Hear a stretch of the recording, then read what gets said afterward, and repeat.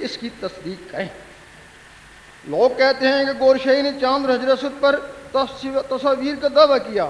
یہ دعویٰ میں نے نہیں کیا، بلکہ یہ دعویٰ رب کی طرف سے ہوا ہے، جس کی میں تائید کر رہا ہوں، اور لوگوں کو بھی کہتا ہوں کہ تم بھی اس کی تحقیق کرو۔ اگر میں جانب اللہ ہے تو اس کو جھٹلانا کفر ہے۔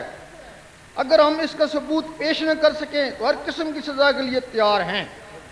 تحقیق کے بعد لوگ کہتے ہیں جب حضور پاک کی شبیہ نہیں آئی تو کسی اور کی کیسے آ سکتی ہے؟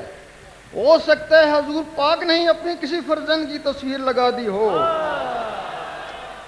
کہ اس کے ذریعے عشق و محبت کی تعلیم حاصل کرو، جسے حضور پاک نے یہ تعلیم سکھا کر پوری دنیا اور مذاہب کے لیے معمور کیا ہوا ہے۔ کچھ لوگ کہتے ہیں کہ تصویر حرام ہے۔ جس طرح عام لوگوں کو غصہ آئے تو حرام ہے، لیکن ولی، نبی یا اللہ کو غصہ آئے تو حرام نہیں کہہ سکتے بلکہ جلال کہتے ہیں۔ اسی طرح عام لوگوں کی بنائی ہوئی تصویریں حرام ہو سکتی ہیں، لیکن سلیمان علیہ السلام کے ہاتھوں کی بنائی ہوئی تصویریں جو تابوت سکینہ میں موجود ہیں، آپ انہیں بھی حرام نہیں کہہ سکتے۔ تو پھر اگر اللہ کوئی تصویر بنا دے تو اس پر اعتراض کرنا نادانی ہے، جبکہ وہ مصور بھی ہے اور ہر چیز پر قادر بھی ہے۔ حدیثوں میں بھی ہے کہ قبر میں حضور پاک کی شبیہ دکھائی جائے گی، جبکہ شبیہ تصویر کا ہی دوسرا نام ہے۔